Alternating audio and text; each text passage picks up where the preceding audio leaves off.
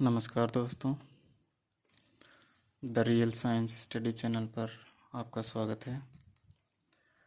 हम रीड की श्रृंखला में एक टॉपिक डाल चुके हैं वीडियो में, परमाणु संरचना वाला। अगला अपना टॉपिक है फिजिक्स का गति एवं बल, मोशन एवं फोर्स। अब देखो, जितने भी भौतिक राशियां हैं उन्हें दो भागों में बांट देते हैं अपन, अदिश राशि और सदिश राशि। अदिश राशि वे होती हैं जिन्हें व्यक्त करने के लिए केवल और केवल परिमाण की आवश्यकता होती है, दिशा की आवश्यकता इसमें नहीं होती है, जैसे द्रव्यमान, समय, चाल, घनत्व, ऊर्जा और शक्ति। अदिश राशियों में हमें दिशा की आवश्यकता नहीं होती है। सदिश राशियों में हमें दिशा की आवश्यकता होती है प्लस परिमाण की भी आवश्यकता होती है। अर्थात सदिश राशियों में परिमाण एवं दिशा दोनों की आवश्यकता होती है। इसके उदाहरण हैं बल, विस्थापन, वेग। और अदिश राशियों के उदाहरण हैं द्रव्यमान, समय, चाल, घनत्व, ऊर्जा और शक्ति।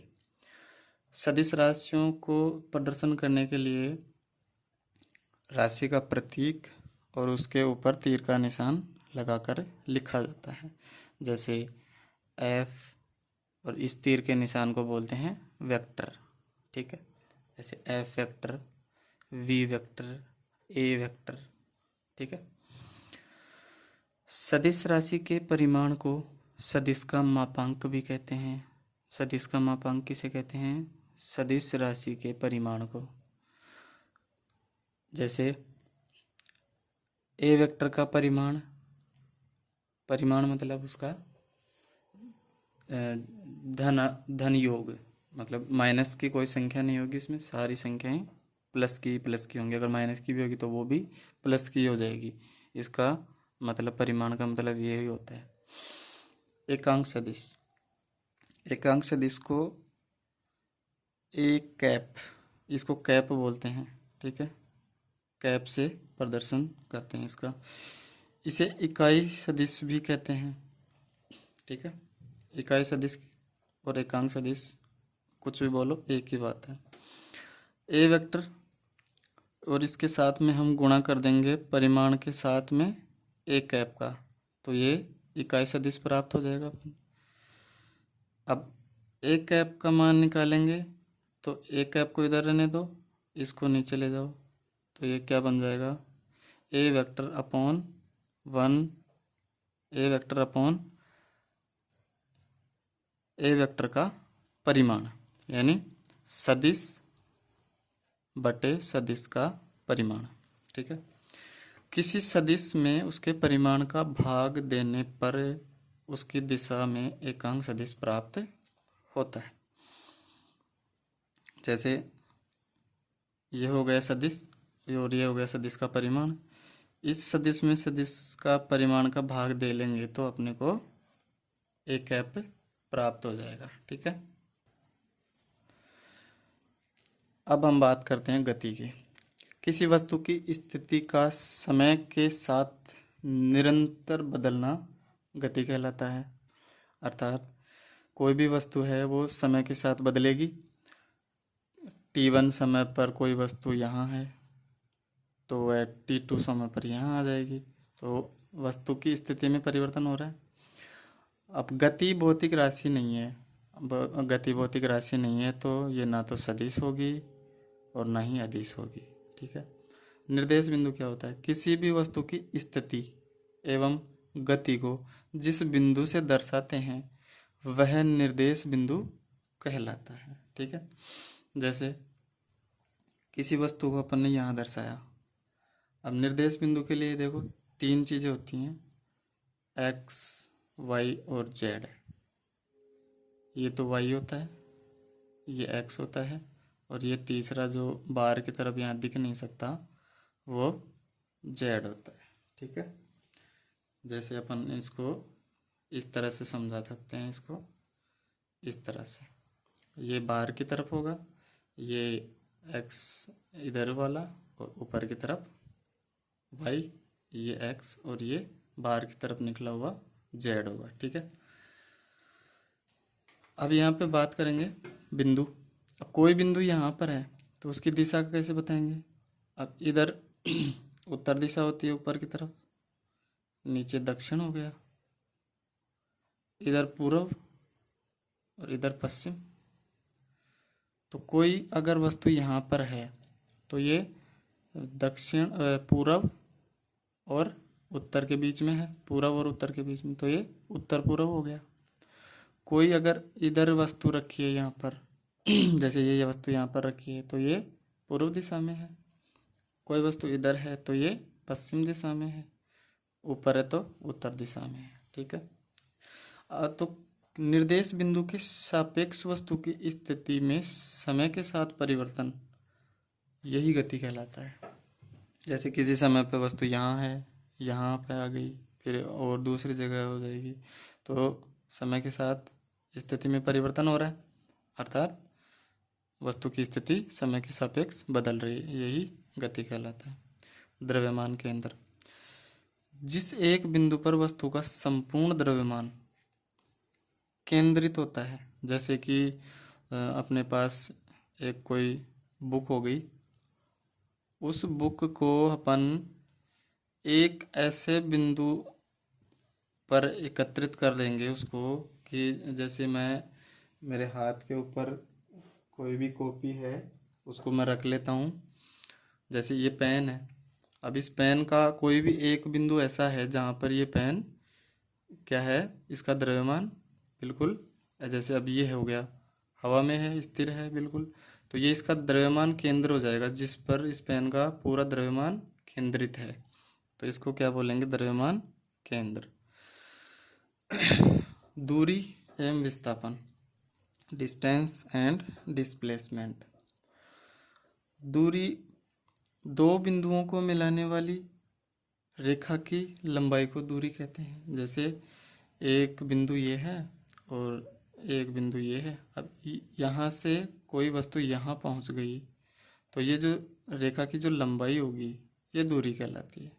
ठीक है, और विस्थापन क्या है, वस्तु की प्रारंभिक एवं अंतिम स्थिति के सरल रेखा के बीच की दूरी।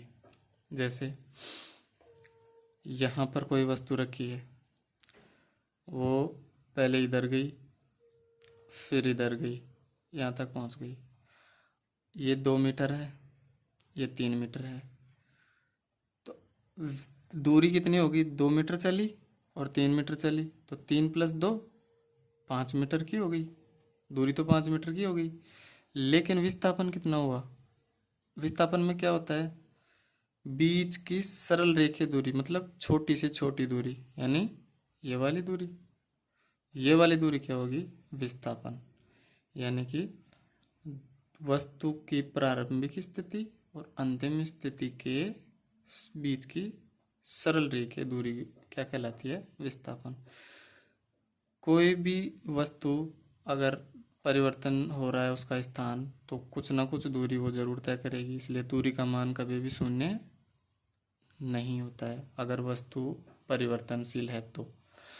हाँ, विस्थापन शून्य हो सकता है, जैसे मान लो कोई वस्तु यहाँ है, वो यहाँ से यहाँ गई, फिर इधर से इधर गई और वापस यहाँ से यहाँ गई, तो इसका विस्थापन कहाँ हुआ, प्रारंभ में भी यहीं थी और घूम फिर के लौट के भी इधर ही आ गई, तो विस्थापन क्या हुआ इसका, शून्य विस्थापन। तो विस्थापन शून्य हो सकता है लेकिन दूरी शून्य नहीं हो सकती। आगे बात करेंगे हम चाल की, स्पीड की। चाल एक अदिश राशि है। गतिशील वस्तु द्वारा एकांक समय में तय की गई दूरी को चाल कहते हैं। यानी जितनी दूरी तय करेगा वो, और उसमें जितना समय लगेगा उसका भाग लगा देंगे तो हमें चाल प्राप्त हो जाएगी। जैसे ये कोई औसत चाल हो गई, डी का मान, डी मतलब दूरी हो गई, तय की गई दूरी, और टी क्या हो गया, तय की गई दूरी में लगा समय। तो दूरी का मात्रक क्या होता है, मीटर, मीटर। समय का क्या होता है, सेकंड, तो मीटर प्रति सेकंड। एक तो मात्रक ये हो गया, या फिर किलोमीटर पर आवर यानी किलोमीटर प्रति घंटा। ठीक है। वेग वेलोसिटी, किसी निश्चित दिशा में, देखना चाल में और वेग में इतना ही अंतर है, इसमें दिशा की कोई बात नहीं हुई है, लेकिन वेग में क्या होता है, किसी निश्चित दिशा में वस्तु द्वारा एकांक समय में तय की गई दूरी उसका वेग कहते हैं। वेग क्या हो गया, एकांक समय में तय की गई दूरी को उसका वेग कहते हैं। वेग क्या हो गया, दूरी और निश्चित दिशा में और समय का भाग लगा देंगे, यानी निश्चित दिशा में तय की गई दूरी को विस्थापन कहते हैं, अर्थात विस्थापन बटे समय। विस्थापन को हम s से दर्शाते हैं, समय को t से दर्शाते हैं, और v अपना वेग हो गया। ठीक है। अब दूरी निकालने के लिए क्या करेंगे, s को इधर ही रखेंगे, t को इधर गुणा कर देंगे, तो s वेक्टर बराबर v वेक्टर गुणा t। वेग की दिशा, जिधर वेग की दिशा होगी उधर ही विस्थापन की दिशा होगी। ठीक है। यानी वस्तु का जहाँ विस्थापन होगा उसी दिशा में उसका वेग होगा। जैसे कोई वस्तु पूर्व की ओर जा रही है तो उसका विस्थापन पूर्व की ओर हो रहा है, तो वेग की दिशा भी क्या होगी, पूर्व की ओर। ठीक है। जहाँ जहाँ वेग आएगा वहाँ दिशा का जरूर मेंशन होगा। ठीक है। वेग का मात्रक क्या होता है, मीटर प्रति सेकंड, 1 मीटर 1 सेकंड। ठीक है। अब इस पे अपन 2 न्यूमेरिकल देख लेते हैं। चाल, एक छात्र अपने वाहन को 100 किलोमीटर की दूरी 2 घंटे में तय करता है अपने वाहन से, तो उसकी औसत चाल क्या होती है। अब चाल का अपन ने फॉर्मूला पढ़ा इधर, v बराबर d/t। d कितना है 100 किलोमीटर, समय कितना लगा है 2 घंटे, 2 घंटे लगा है समय, तो किलोमीटर पर हावर बटे 2, क्या चाल हो गई भाई, 50 किलोमीटर पर आवर। ठीक है। ये इसका आंसर हो गया। दूसरा न्यूमेरिकल अपन वेग पे देखते हैं। एक बस पूर्व दिशा में गति कर रही है, पूर्व दिशा में, वह 4 घंटे में 200 किलोमीटर चलती है, 200 किलोमीटर। तो इसका वेग का फॉर्मूला क्या है, v बराबर s/t। s क्या हो गई, तय की गई दूरी या विस्थापन, कितना हो गया विस्थापन 200 किलोमीटर, और समय कितना हो गया 4 घंटे। लेकिन वेग का मात्रक क्या होता है, मीटर प्रति सेकंड। समय को तो सेकंड में लेंगे और दूरी को मीटर में लेंगे, तो 200 मीटर में कितना, 200 किलोमीटर में कितना मीटर हो गया, 2000 मीटर।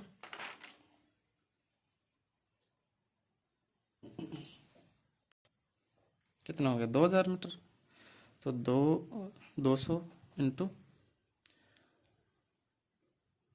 1000 अपॉन, ये कितना हो गया, इसमें 4 घंटे हो गए, तो 4 इंटू 60 इंटू 60। ठीक है।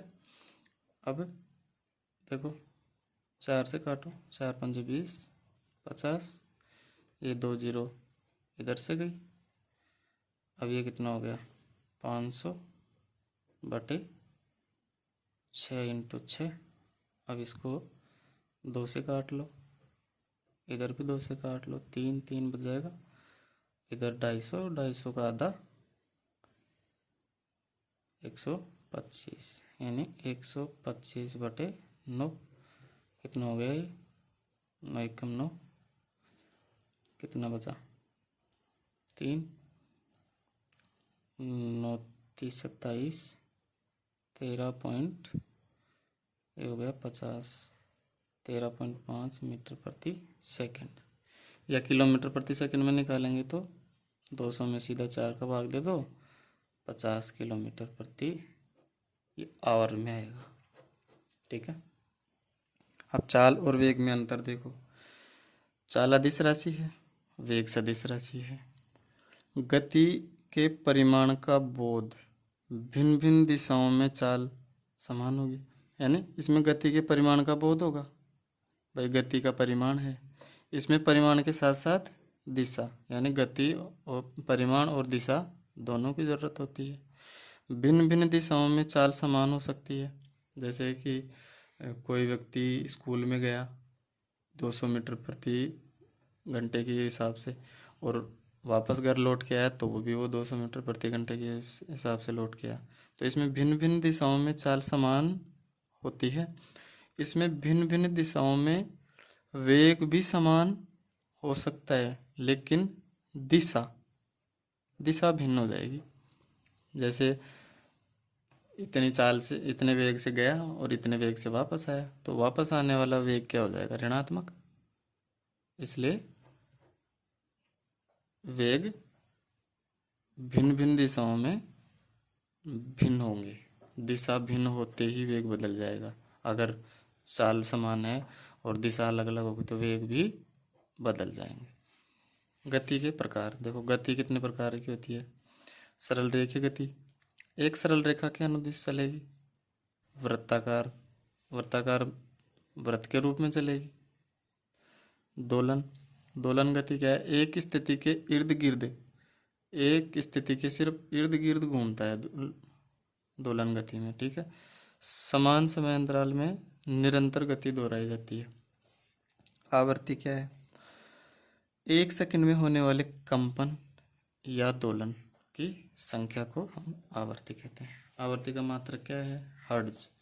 हर्ट्ज को अपन जैसे अपने हृदय की धड़कन है, 1/सेकंड से इसको निकालते हैं, एक में कितनी सेकंड हो गई।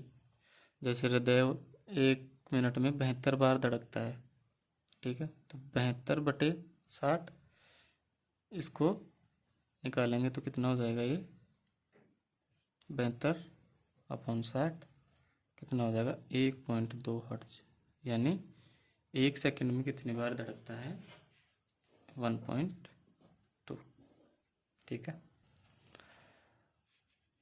अब गति की और चीज़ें देखते हैं। एक समान गति, यूनिफॉर्म मोशन। जब कोई वस्तु समान समय अंतराल में समान दूरी तय करती है, ठीक है। यानी जैसे 1 किलोमीटर की दूरी तय की 200 सेकंड में, 2 किलोमीटर की दूरी तय की 200 सेकंड में, यानी 100 का अंतर हो रहा है। यहाँ भी 100 का अंतर हो गया, यहाँ भी 100 का अंतर हो गया, यहाँ भी 100 का अंतर हो गया, और यहाँ भी 100 का अंतर हो गया। यानी समय का अंतराल समान है और इधर दूरी का अंतराल समान है। यानी समान समय और समान दूरी के अंतराल में जो गति होगी वो एक समान गति होगी। इसको हम ग्राफ से इस तरह से दर्शाएंगे। इधर दूरी है, इधर समय है। 1 किलोमीटर 100 सेकंड में, 2 किलोमीटर 200 सेकंड में, यानी प्रत्येक 100 सेकंड में 1 किलोमीटर दूरी तय हो रही है। इसका मतलब क्या है? एक समान गति हो गई। अब ये असमान गति या असमान वेग, इसमें देखो वस्तु गतिशील है। अब क्या हो जाएगा? ये इसका वेग बढ़ रहा है, अब यहाँ पर वस्तु रुक गई, तो अब इसका वेग क्या हो जाएगा? बिल्कुल 0। अब जैसे 2 किलोमीटर हम आगे चले गए, फिर हम वहाँ रुके और फिर हम वापस आ गए, ठीक है। तो ये क्या हो गया? अपन जैसे 50 किलोमीटर पर आवर से गए, यहाँ रुकने का समय ये हो गया, और हम 60 किलोमीटर पर आवर से वापस आ गए 60 किलोमीटर पर। तो ये गति अलग हो गई, ये अलग हो गई और ये अलग हो गई। यानी हर समय अंतराल में क्या हो रहा है? दूरी अलग अलग हो रही है हर समय अंतराल में। इसलिए ये असमान गति या असमान वेग का समीकरण होगा।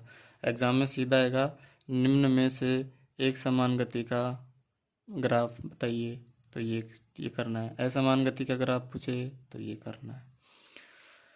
असमान गति या त्वरण, non uniform motion and acceleration. अब देखो असमान गति अपन ने यहाँ देख ली कि इस भिन्न समय अंतराल होगा और भिन्न दूरी हो जाएगी।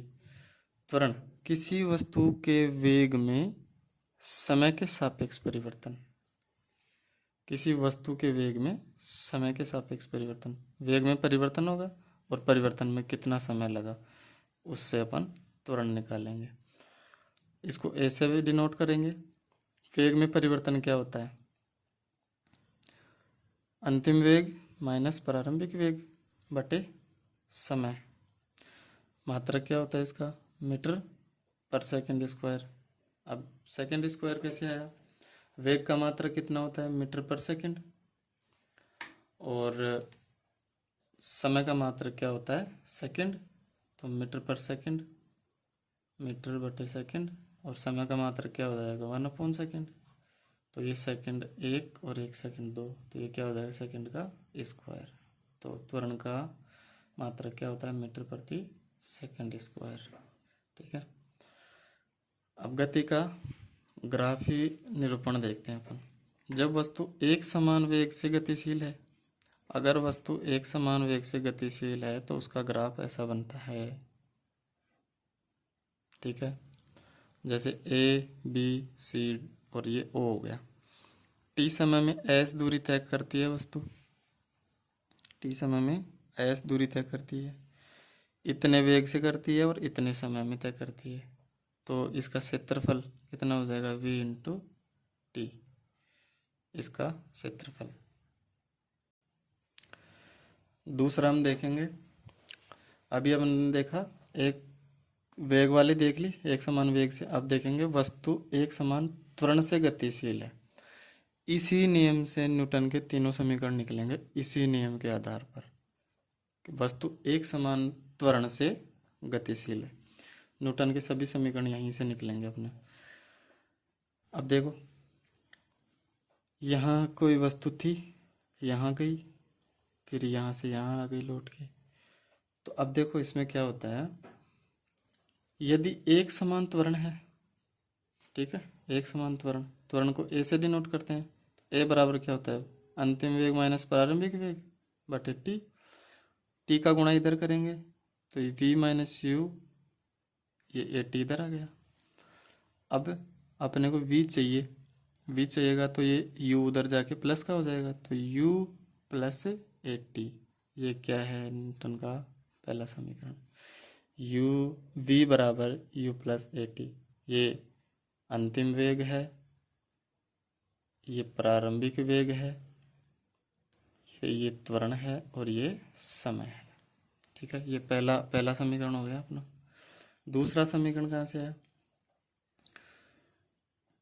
ए ओ सी डी का क्षेत्रफल, ए ओ सी डी, ये आयत हो गया। आयत का क्षेत्रफल कितना होता है? लंबाई गुणा चौड़ाई।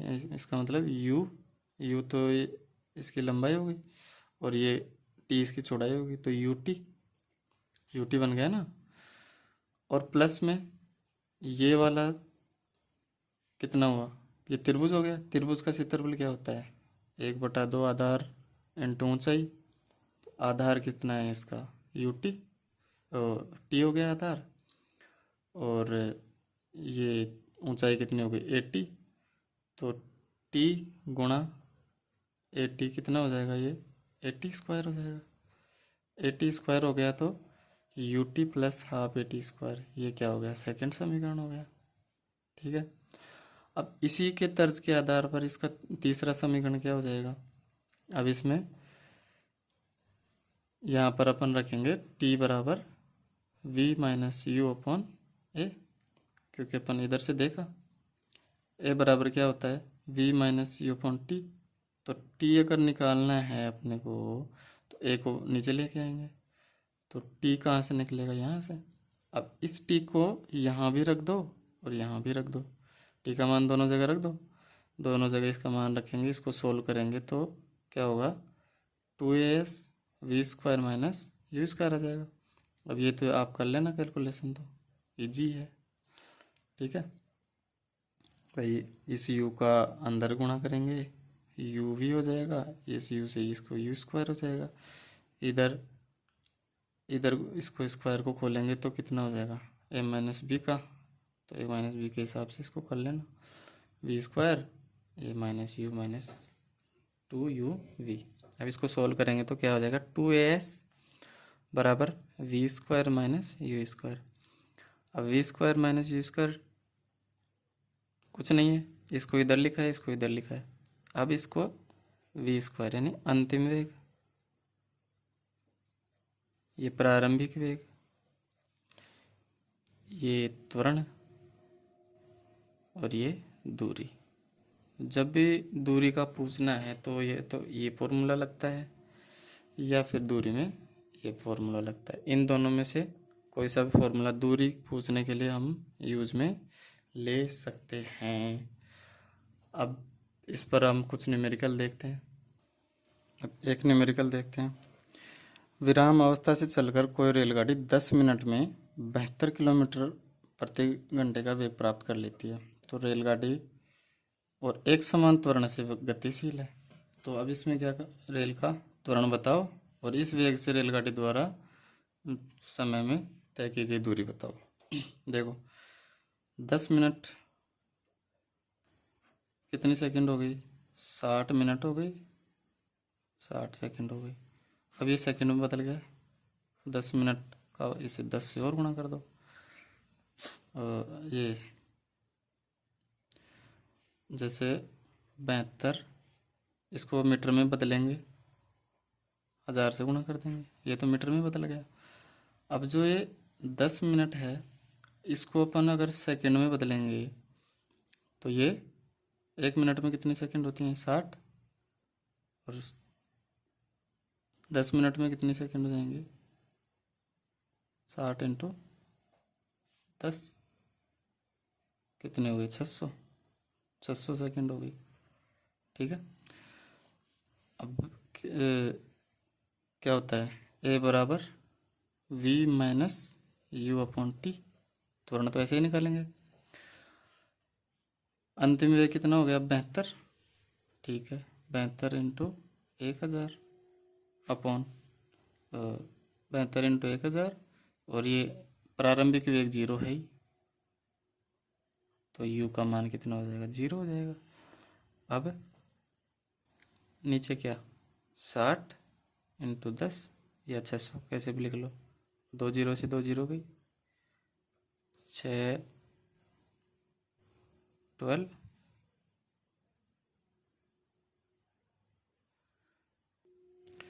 देखिए इसमें पहले अपन वेग निकालेंगे। ठीक है, अब ये वेग कैसे निकलेगा, 72 किलोमीटर प्रति घंटा है। ठीक है, 1000 से गुणा कर देंगे, प्रति घंटा है मतलब 1 घंटे में 60 मिनट, और 60 1 मिनट में 60 सेकंड। 0 से 2 जीरो गई, 2 जीरो गई, 36 होता है, और ये 36 दूना 72 हो गया, यानी 20 मीटर पर सेकंड, ये इसका वेग आ गया। अब v का मान आ गया 20 मीटर पर सेकंड, u का मान है 0, और 10 मिनट का समय अपने को दिया है, तो 20 माइनस के 0 बटे 10 इंटू 60 कितना आ गया, 20 बटे 600, ये कट गया, 1/30 मीटर पर सेकंड स्क्वायर, ये आ गया त्वरण का मान। ठीक है, त्वरण का मान कितना आ गया अपने, 1/30 मीटर पर सेकंड। पहला क्वेश्चन सॉल्व हो गया। ठीक है, अब अपने को दूसरा क्या, अब दूरी निकालेंगे। दूरी का फॉर्मूला क्या होता है, एस बराबर U T plus half a t square. U T, you क्या प्रारंभिक वेग 0, तो ये वाली तो 0 हो जाएगी राशि, half a t square, half a कितना आया था अपना 1/30, और टी कितना है, समय कितना है 600 सेकंड का स्क्वायर कर दो, 1/2 इंटू 1/30 इंटू ये कितना हो जाएगा 3600, और ये 0 कितने हो जाएंगे 4।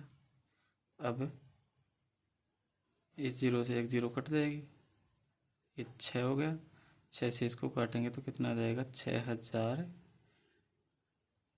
मीटर या हम इसमें बोलेंगे 6 किलोमीटर। तो कितनी दूरी तय करेगी? 6 किलोमीटर की। अब देखो, असमान त्वरित गति से गतिशील। असमान त्वरित गति, देखो, असमान त्वरित गति से गतिशील। कोई वस्तु यहाँ से जा रही, निकली, त्वरण मतलब वेग में बढ़ोतरी हो रही है, वेग बढ़ रहा है, और फिर ये वेग कम हो रहा है, मतलब त्वरण घट रहा है। तो ये क्या हो गया? समय के साथ परिवर्तन हो रहा है। असमान त्वरित, पहले त्वरण बढ़ा और फिर त्वरण घटने लग गया, तो ये असमान त्वरित गति होगी। दूसरा देखो, यहाँ से वेग बढ़ा, त्वरण जा रहा है, यहाँ पे देखो त्वरण धनात्मक होगा, इधर धनात्मक हो जाएगा, और इधर क्या हो जाएगा? ऋणात्मक हो जाएगा। यहाँ बढ़ रहा है, यहाँ पे घट रहा है। यहाँ पर क्या हुआ? त्वरण बढ़ा, धनात्मक, इसमें क्या हुआ? गाड़ी रुक गई, शून्य। फिर क्या हुआ? त्वरण घटने लग गया, तो यानी त्वरण क्या हो जाएगा? इधर ऋणात्मक। तो ये इस तरह से दो ग्राफ बनेंगे इसके, एक धनात्मक त्वरण में, ये ऋणात्मक हो जाएगा, तो एक ट्रायंगल शेप बन जाएगा, और एक कुछ इस तरह चतुर्भुज की तरह बन जाएगा। ठीक है। अब नेक्स्ट देखो, बल। वह भौतिक राशि जो वस्तु की गत्यात्मक एवं विराम अवस्था में परिवर्तन लाता है, यानी वस्तु को खींचना या वस्तु को धक्का देने का जो प्रयास है, उसे ही हम बल कहते हैं। ये वाली एनसीईआरटी की परिभाषा है, थोड़ा सा देख लेना एक बार, सेम लिखा हुआ है वहाँ पे। वस्तु की गत्यात्मक अवस्था और विराम अवस्था में परिवर्तन लाने के लिए जो प्रयास किया जाता है, उसको हम बल कहते हैं, यानी वस्तु को खींचना एवं धक्का देना बल कहलाता है। अब अनुभव के आधार पर बल के प्रकार कितने होते हैं? 2। संपर्क बल हो गया, असंपर्क बल हो गया। संपर्क बल में क्या है? संपर्क या स्पर्श आवश्यक है दो वस्तुओं के बीच में, उसी में संपर्क बल लगेगा। जैसे दीवार को हम धक्का लगाएंगे तो दीवार का और अपने हाथ का संपर्क होना जरूरी है। घर्षण बल, तनाव, जैसे कोई डोरी के सहारे कोई वस्तु लटका दी, इसमें जो बल उत्पन्न हुआ वो तनाव बल हो गया। प्रतिक्रिया बल, कोई वस्तु दीवार से टकरा के दीवार से वापस आ गई, उसमें क्या हो गया? प्रतिक्रिया बल हो गया। ठीक है। असंपर्क बल, इसमें स्पर्श नहीं होता है भाई। जैसे विपरीत आवेश हो गए, एक धन आवेश हो गया, एक ऋण आवेश हो गया, तो विपरीत आवेश में क्या होगा? आकर्षण होगा। विपरीत आवेशों में आकर्षण होता है, और समान आवेश एक दूसरे को प्रतिकर्षित करते हैं, तो ये समान आवेश क्या करते हैं? प्रतिकर्षण बल हो गया। विपरीत आवेश प्रतिकर्षित करेंगे, तो असंपर्क, इनमें संपर्क नहीं होता है, संपर्क करने की जरूरत ही नहीं पड़ती है, क्योंकि ये तो प्रतिकर्षित कर रहे हैं। तो विपरीत आवेश आकर्षित होंगे और समान आवेश प्रतिकर्षित होंगे। अब इनके उदाहरण हैं विद्युत बल, गुरुत्वाकर्षण बल, इनमें क्या है? संपर्क होना जरूरी नहीं। चुंबकीय बल। अब बल का मात्रक क्या है? एसआई पद्धति में देखो, एसआई पद्धति में बल का मात्रक F बराबर क्या होता है? द्रव्यमान गुणा त्वरण। इसके बारे में अपन आगे और चर्चा करेंगे आराम से, लेकिन थोड़ा सा देख लो। m बराबर द्रव्यमान को हम kg में लेते हैं। त्वरण का अपन ने देखा है, उसका मात्रक मीटर अपॉन सेकेंड स्क्वायर होता है, तो kg गुणा मीटर अपॉन सेकेंड स्क्वायर इसका बल का मात्रक हो गया। इसी को न्यूटन कहते हैं, kg into metre upon second square, इसी को हम न्यूटन कहते हैं। CGS पद्धति में क्या होता है? किलोमीटर की जगह किलोग्राम की जगह हम ले लेंगे ग्राम, और मीटर की जगह ले लेंगे सेंटीमीटर, और सेकेंड स्क्वायर, ये डाइन कहलाता है। अब देखो, प्रकृति में 4 प्रकार के बल पाए जाते हैं मोस्टली: गुरुत्वाकर्षण बल, दुर्बल बल, विद्युत चुंबकीय बल, और एक नाभिकीय बल। गुरुत्वाकर्षण बल सभी द्रव्यमान वाले कणों पर लगता है, सभी द्रव्यमान वाले कण, जैसे पृथ्वी और चंद्रमा के बीच भी लगेगा, सूर्य और पृथ्वी के बीच भी लगेगा। मतलब जो भी कण जो द्रव्यमान रखता है ना, तो उसमें और एक दूसरे कणों के बीच में गुरुत्वाकर्षण लगता ही लगता है। गुरुत्वाकर्षण बल हर दो द्रव्यमान के कणों के बीच में लगता है, और ये सबसे कमज़ोर बल होता है। दुर्बल बल क्या होता है? रेडियो एक्टिव विघटन होता है, जिसको अल्फा बीटा क्षय कहते हैं। तो उस समय जो उनके कणों के बीच में जो बल लगेगा वो दुर्बल बल होगा। विद्युत चुंबकीय बल क्या है? आवेशों के और ध्रुवों के मध्य आवेश, जैसे धनावेश ऋणावेश, इनके बीच में, धनावेश धनावेश के बीच में। अब ये ध्रुव हैं, चुंबक के दो ध्रुव होते हैं, नॉर्थ और साउथ। तो समान ध्रुव क्या करेंगे? प्रतिकर्षित, और असमान ध्रुव क्या करेंगे? आकर्षित। तो इसी तरह से ये विद्युत चुंबकीय बल हो गया। नाभिकीय बल क्या होता है? प्रोटॉन और इलेक्ट्रॉन के मध्य जो बल लगता है वो नाभिकीय बल होता है। सबसे शक्तिशाली पावरफुल बल है। प्रकृति में पाए जाने वाले बलों में सबसे पावरफुल बल कौन सा है? नाभिकीय बल। अब इनकी क्षमता का क्रम देख लो, सबसे कमज़ोर है, फिर इससे ज़्यादा, फिर ये ज़्यादा, और सबसे ज़्यादा जो बल है वो नाभिकीय बल का मान होता है। अब गुरुत्वाकर्षण बल को देखो, दो कणों के मध्य लगने वाला आकर्षण बल गुरुत्वाकर्षण बल कहलाता है। कोई भी दो कण होंगे उसके मध्य बल जो लगेगा वो गुरुत्वाकर्षण बल होगा। इसका मान कैसे निकालेंगे? कोई भी दो कण हो गए, उनके बीच की दूरी हो गई, दो कणों के बीच की दूरी क्या होगी? आर होगी।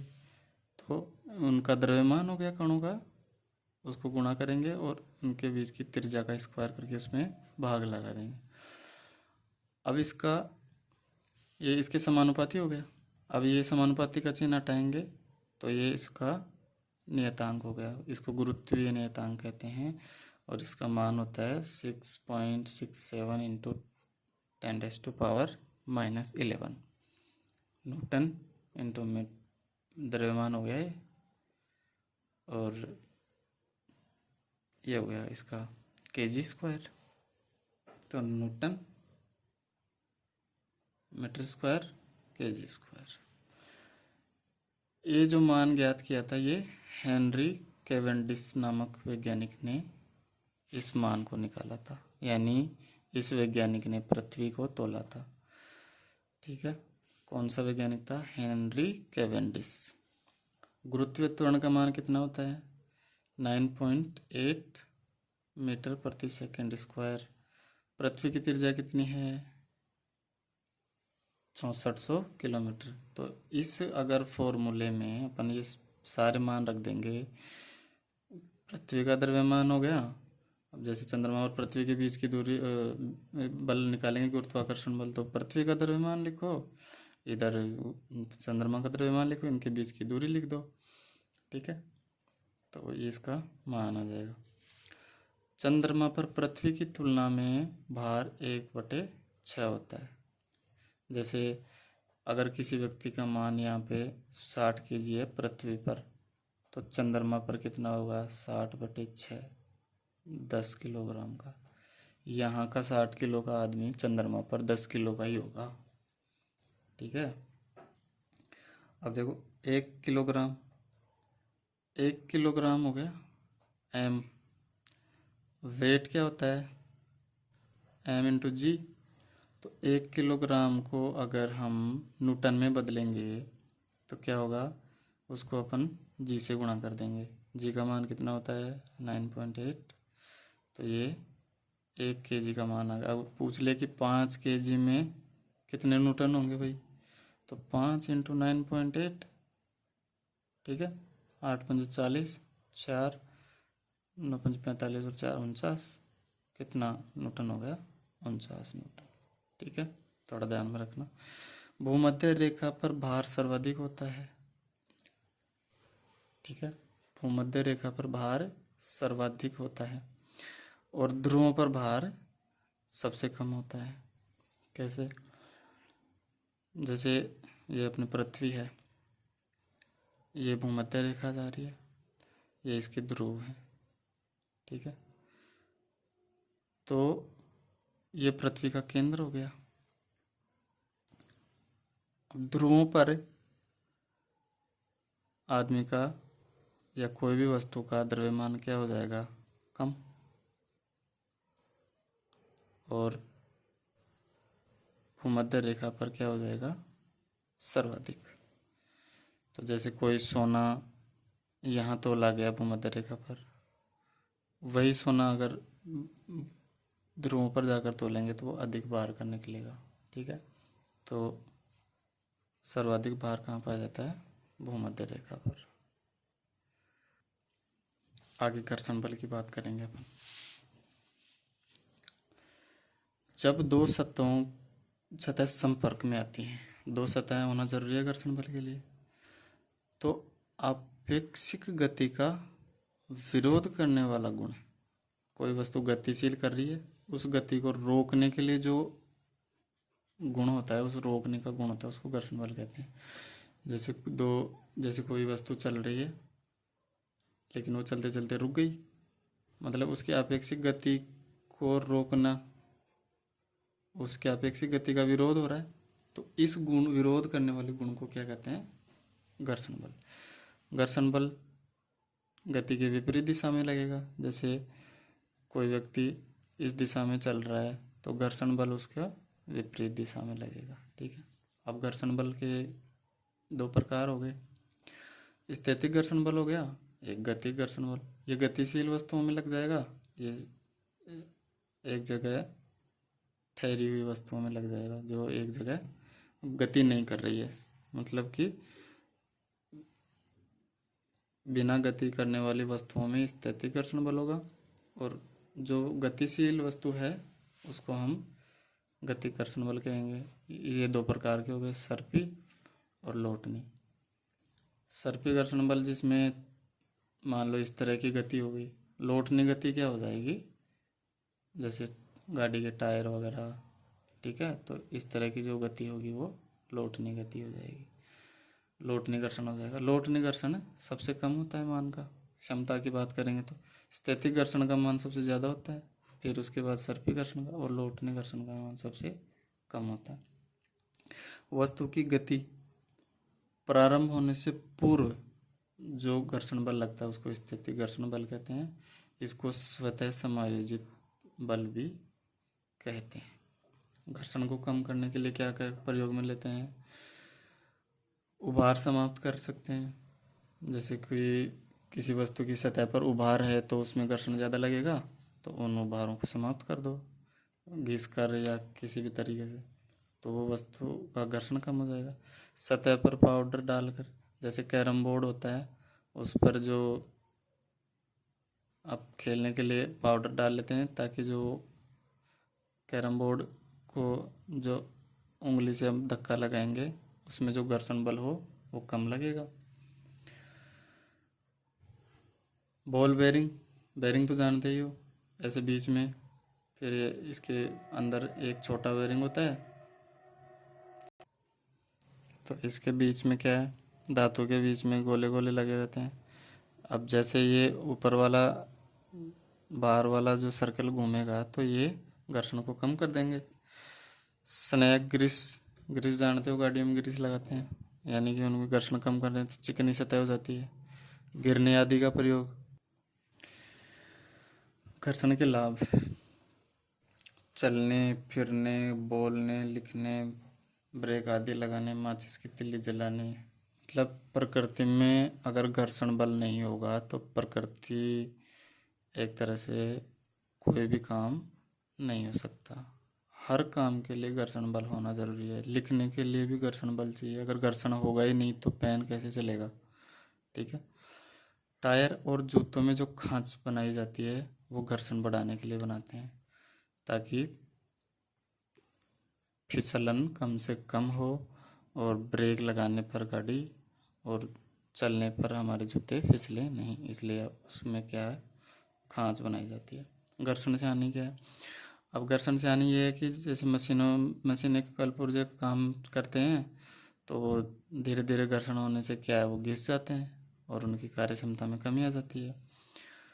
चिकनी सतह पर अगर घर्षण नहीं होगा तो चलना मुश्किल हो जाएगा, इसलिए घर्षण ज़रूरी है। रेत पर घर्षण नहीं मौजूद नहीं होता है, इसलिए रेत में चलना बहुत मुश्किल होता है, रेत में चला ही नहीं जाता है। विद्युत बल, इलेक्ट्रिक फोर्स, दो आवेशों के मध्य लगने वाला बल, दो आवेशों के मध्य लगने वाला बल। विद्युत बल का जो नियम है वो कूलाम ने दिया था। Q बराबर प्लस माइनस n इंटू ई। n क्या है, इलेक्ट्रॉन की संख्या, और E क्या है, इलेक्ट्रॉन पर आवेश।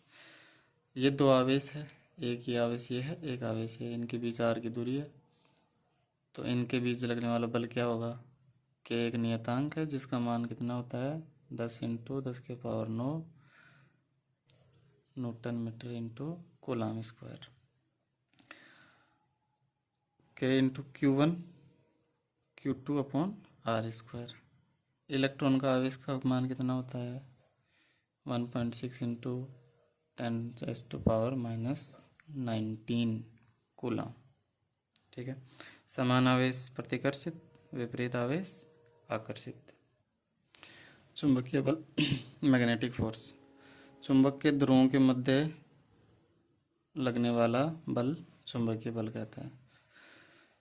ध्रुव चुंबक के कितने होते हैं, दो, दक्षिण ध्रुव और उत्तरी ध्रुव। N उत्तरी ध्रुव हो गया, S दक्षिण ध्रुव हो गया। विद्युत धारा का चुंबकीय प्रभाव की खोज किसने की थी, ओरस्टेड ने 1820 में। चुंबक काहे से मिलके बना होता है, Fe3O4 फेरोफेरिक ऑक्साइड। Q बराबर N, अभी अपन ने देखा था। एन ये मान लो एक एग्जाम्पल हो गया कि इसके लिए पॉसिबल है या नहीं, 3.2 आवेश पॉसिबल है या नहीं, तो N अपॉन E का मान 2.0 आ रहा है। इसके हिसाब से N अपॉन E का मान कितना आ रहा है 0.2, तो ये पॉसिबल नहीं है। अगर N अपॉन E का मान पूर्णांक में आता है, जैसे 1 2 3, तो ही वो आवेश संभव होता है, अन्यथा संभव नहीं होता है, पॉइंटों में संभव नहीं होता है। N अपॉन E का मान पॉइंटों में संभव नहीं है।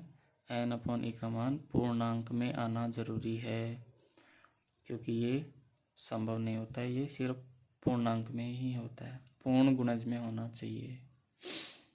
स्थायी चुंबक,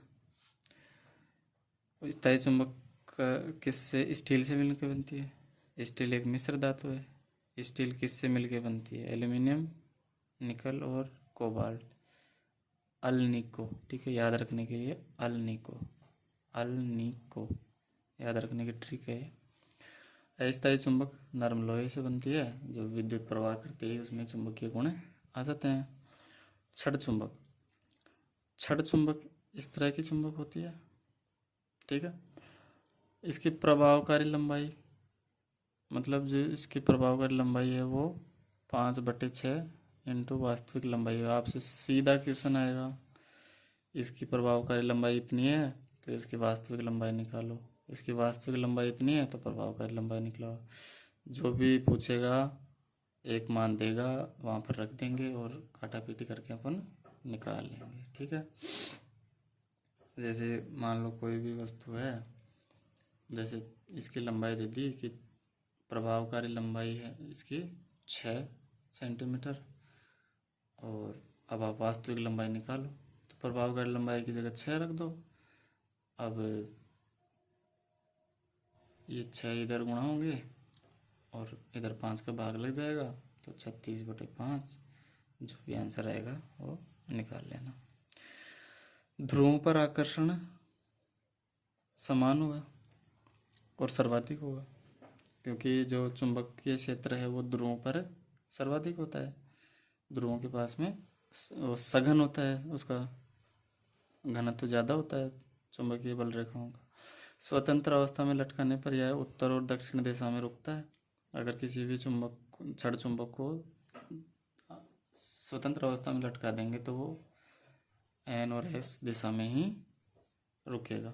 चुंबकीय बल रेखाएं एन से निकलती हैं और एस में प्रवेश करती हैं। एन से निकलती हैं, एस में प्रवेश करती हैं, एन से निकलती हैं, एस में प्रवेश करती हैं। लेकिन चुंबक के अंदर क्या होता है, ये एस से एन, ठीक है। तो इसलिए क्या हो गया, एक तरह का सर्कल के रूप में बंद परिपथ बन गया एक तरीके से, ठीक है। तो इस तरह से बल रेखाएं गति करती हैं। चुंबकीय बल रेखाएं कभी एक दूसरे को नहीं काटती है भाई। एक चुंबकीय बल रेखा ऐसे जा रही है, दूसरी ऐसे जा रही है, तो इसको ये काटेगी कभी नहीं। सबका अपना अपना अलग परिपथ होगा, एक दूसरे को काटते नहीं है। चुंबकत्व के आधार पर प्रतिचुंबकीय पदार्थ, अनुचुंबकीय पदार्थ और लोहचुंबकीय पदार्थ। प्रतिचुंबकीय पदार्थ जिनमें चुंबकीय गुण के विपरीत, मतलब कि वो चुंबकीय क्षेत्र से प्रतिकर्षित होंगे। जैसे ही उनके पास चुंबक लाया जाएगा वो चुंबक से दूर हटेंगे, ये प्रतिचुंबकीय हो गए। अनुचुंबकीय जिनमें चुंबकीय गुण तो होते हैं लेकिन थोड़े कम होते हैं। और लोह चुंबकीय पदार्थ जिनमें चुंबकीय गुण सर्वाधिक होते हैं, जैसे नमक, H2, ये प्रतिचुंबकीय पदार्थ हो गए।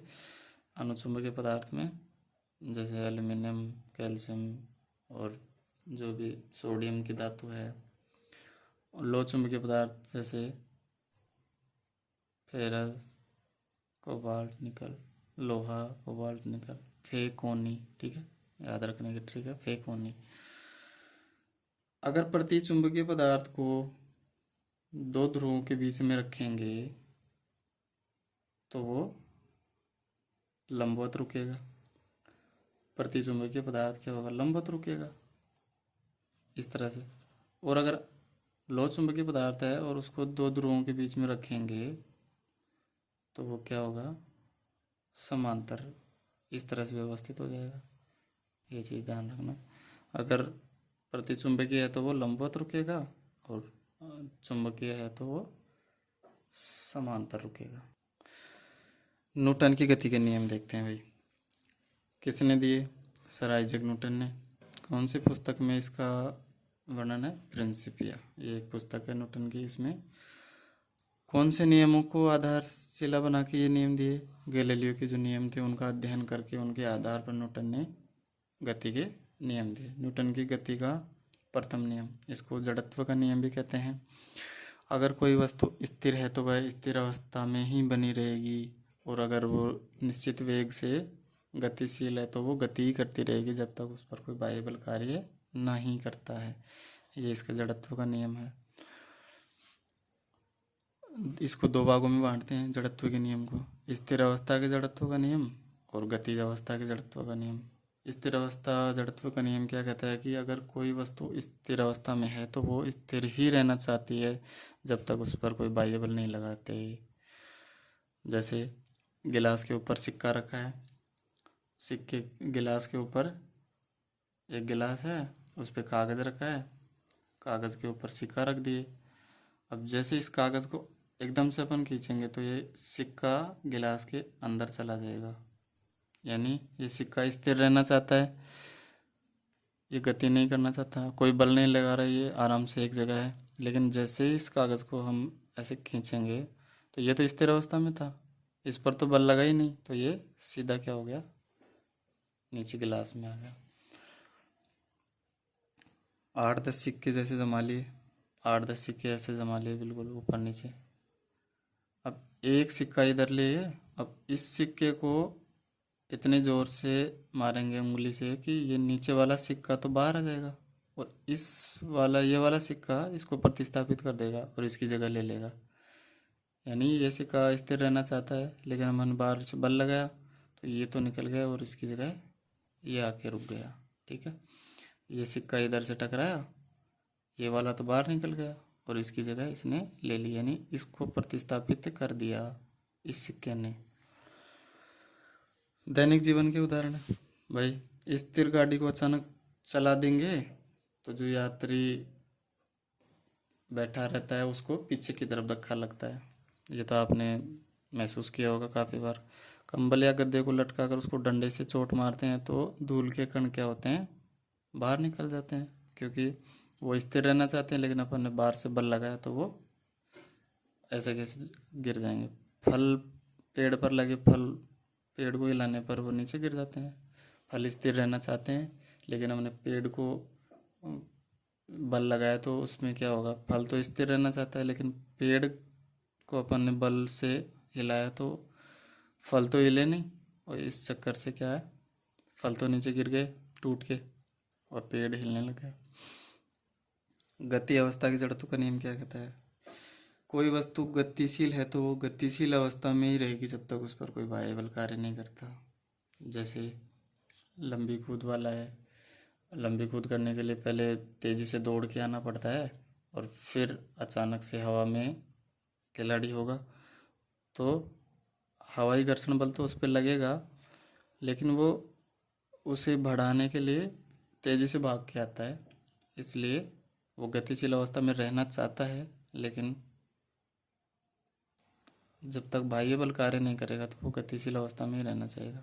तेज़ चलती हुई गाड़ी की अचानक ब्रेक लगा दिए, अगर तेज़ चलती हुई गाड़ी की अचानक ब्रेक लगा देते हैं तो उस गाड़ी में बैठे हुए जो यात्री हैं वो क्या है, आगे की तरफ झुकेंगे, आगे की तरफ झुक जाएंगे, क्योंकि उनका गाड़ी तो रुक जाएगी, लेकिन जो अपने गाड़ी का तो अब वेग 0 हो गया, लेकिन अब उसमें बैठे हैं जो यात्री उनका वेग तो उतना ही है, इसलिए वो आगे की ओर। चलती हुई गाड़ी से उतरते समय गिरना, तेज चल रही है गाड़ी, गाड़ी से चलते उतर रहे हो तो स्वाभाविक है आप गिरोगे, तो चलती हुई गाड़ी से नहीं उतरना है।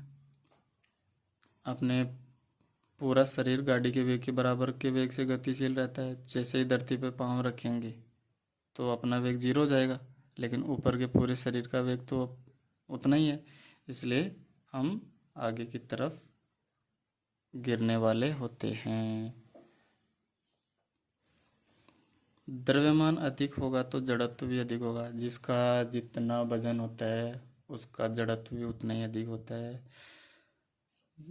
अधिक वजन वाले आदमी को या वस्तु को खिसकाना क्या है, मुश्किल होता है, अधिक बल लगाना पड़ता है, मतलब उसका जड़त्व अधिक है, तो अधिक द्रव्यमान वाली वस्तु का जड़त्व भी अधिक होता है। न्यूटन की गति का दूसरा नियम क्या कह रहा है? किसी वस्तु के संवेग परिवर्तन की दर, किसी वस्तु के संवेग परिवर्तन की दर उसी दिशा में होती है जिस दिशा में लगाया गया बल, जिस दिशा में बल लगाया जाता है, यानी समानुपाती होगा बल द्रव्यमान और वेग। प्रारंभिक, ये अंतिम वेग हो गया, ये प्रारंभिक वेग हो गया, और इसमें जो लगा समय है वो m द्रव्यमान है, u वेग है, f बल है, तो t समय बाद में वेग भी हो जाता है v वेक्टर, तो प्रारंभिक समय कितना हो जाएगा p1, यानी m u वेक्टर, t समय बाद p2 m v वेक्टर अंतिम वेग, t समय बाद संवेग में परिवर्तन delta p p2 minus p1, यानी एम यू वन और m u vector m v vector, m common लेंगे तो v vector minus u vector बचेगा। अतः संवेग में परिवर्तन की दर कितनी होगी, m into v vector minus u vector upon t. Newton के दूसरे नियम से, अब दूसरे नियम से क्या, दूसरा नियम ये है, अब इसमें क्या करेंगे के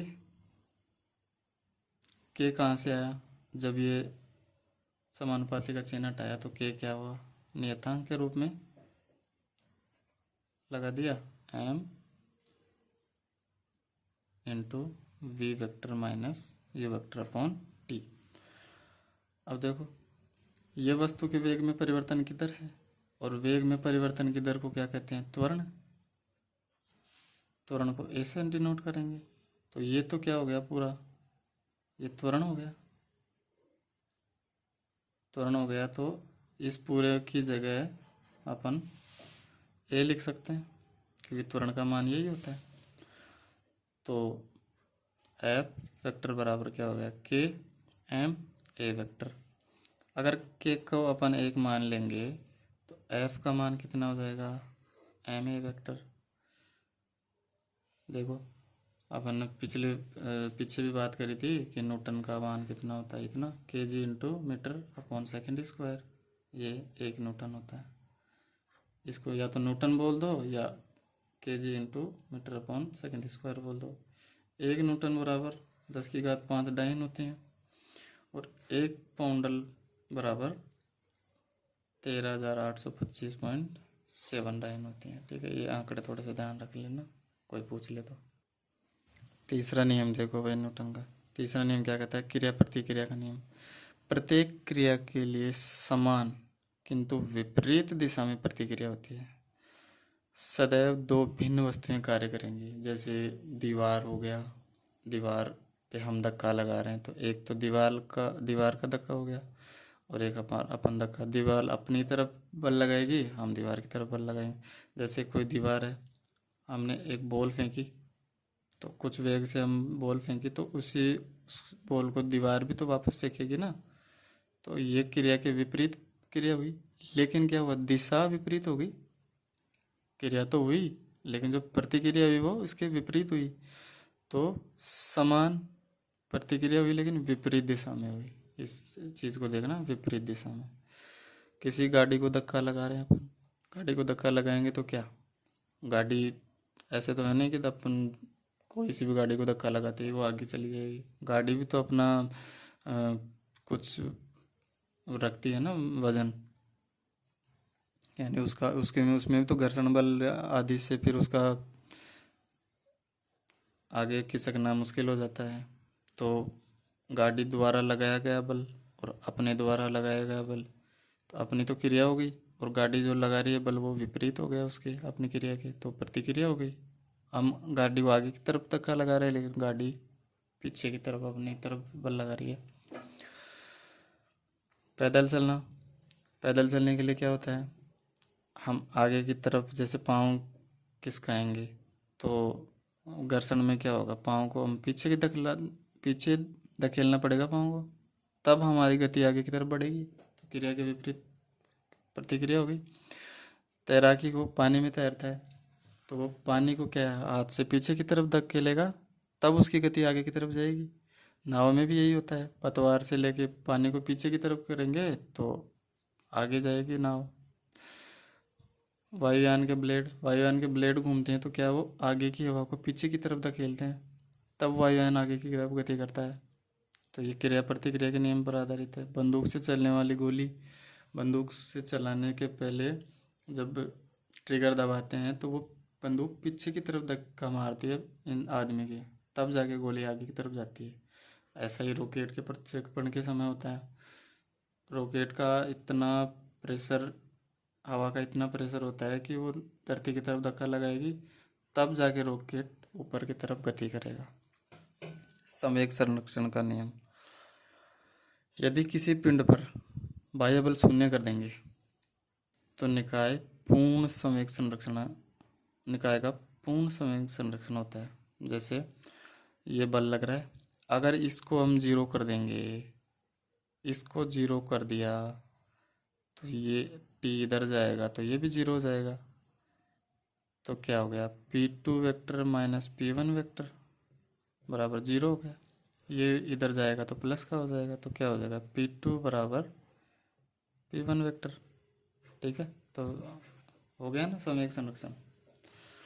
दाब, वस्तु के प्रति एकांक क्षेत्रफल पर लगने वाला बल। दाब बराबर बल बटे क्षेत्रफल, इकाई क्षेत्रफल की बात है। बल का मात्रक कितना होता है, न्यूटन अपॉन मीटर स्क्वायर, इसको हम पास्कल कहते हैं। न्यूटन अपॉन मीटर स्क्वायर को हम पास्कल कहते हैं। उत्प्लावकता, बायोंसी, किसी द्रव का वह गुण जिसके कारण द्रव में छोड़ी गई वस्तु पर ऊपर की ओर एक बल लगता है, उसको उत्प्लावकता कहते हैं, जिससे वस्तु तैरती है। ऊपर की ओर उसमें बल लगेगा। इसमें दो बल कार्य करते हैं। पृथ्वी का गुरुत्वाकर्षण तो उसको अंदर की तरफ खींचेगा, लेकिन पानी का जो उत्प्लावक बल है वो उसको ऊपर की तरफ धक्का मारता है। अब देखो सिलेबस में है आर्किमिडीज का सिद्धांत मेंशन कर रखा है, रीट के सिलेबस में अलग से इम्पोर्टेंट है, देख लेना। जब किसी वस्तु को किसी तरल में पूर्ण या आंशिक रूप से डुबाया जाता है तो वह ऊपर की दिशा में एक बल का अनुभव करती है, जो वस्तु द्वारा हटाए गए तरल के भार के बराबर होता है। यह बल उत्प्लावन बल कहलाता है। इसे ही आर्किमिडीज का सिद्धांत कहते हैं। इसका उपयोग पनडुब्बी और नाव की डिज़ाइन बनाने के लिए इसका उपयोग करते हैं, ताकि पानी में डूबे नहीं, डूबे तो कितनी देर तक डूबे, कितने अंदर तक डूबेगी वस्तु, ये सब निर्धारित करती है उसकी पानी का उत्प्लावन बल और वस्तु की बनी डिज़ाइन। जैसे एक पानी का गिलास है, वो इतना भरा हुआ है, जितने वेट की वस्तु हम इसमें डालेंगे, जैसे मान लो ये फुल भरा हुआ है पानी का गिलास, ठीक है, पूरा फुल भरा है। अगर हम जितने वजन की बोल इस पे डालेंगे ना, जितने क्षेत्रफल की, उतना ही पानी बाहर निकालना पड़ेगा, ठीक है। जितना वजन का और जितना क्षेत्रफल का वस्तु हम इसमें डालेंगे, उतना ही वजन का पानी बाहर अपने आप निकल जाएगा, तब जाके ये वस्तु इसमें डूबेगी, ठीक है। पानी का बर्फ़ में तैरना भी इसी का उदाहरण है। हाइड्रोमीटर क्या काम करता है? अलग अलग द्रवों का घनत्व मापने में काम आता है हाइड्रोमीटर, ठीक है, ध्यान रखना। हाइड्रोमीटर द्रवों का घनत्व मापने के काम में आता है हाइड्रोमीटर। दुग्ध मापी के जैसे माप वगैरह बनाते हैं, वो भी इसी सिद्धांत पे आधारित है। इसमें कितनी जगह बनाए हैं कि इतना इसमें दूध और जो भी बेचने का सामान है। घनत्व किसी पदार्थ का एकांक आयतन घनत्व कहलाता है। जैसे m द्रव्यमान हो गया, v आयतन हो गया। d को घनत्व कैसे डिनोट करते हैं? तो m/v, m को kg से और आयतन को m³ से दर्शाएंगे, तो ये क्या हो जाएगा? kg m−3। आपेक्षिक घनत्व किसी भी पदार्थ के घनत्व को पानी के घनत्व के साथ तुलना करने पर जो मान आता है वो आपेक्षिक घनत्व होता है। पदार्थ का घनत्व हो गया, उसमें पानी के घनत्व का भाग लगा देंगे तो आपेक्षिक घनत्व का मान आ जाएगा। अब इसका मात्रक और इसका मात्रक समान होता है तो आपस में कट जाएंगे, इसलिए ये मात्रकहीन राशि होती है, ठीक है दोस्तों। इसको लाइक करना, शेयर करना और चैनल को सब्सक्राइब करना और बताना आगे कि कौन से टॉपिक पर वीडियो बनाया जाए। चैनल को सब्सक्राइब करना मत भूलना, ठीक है। Thank you.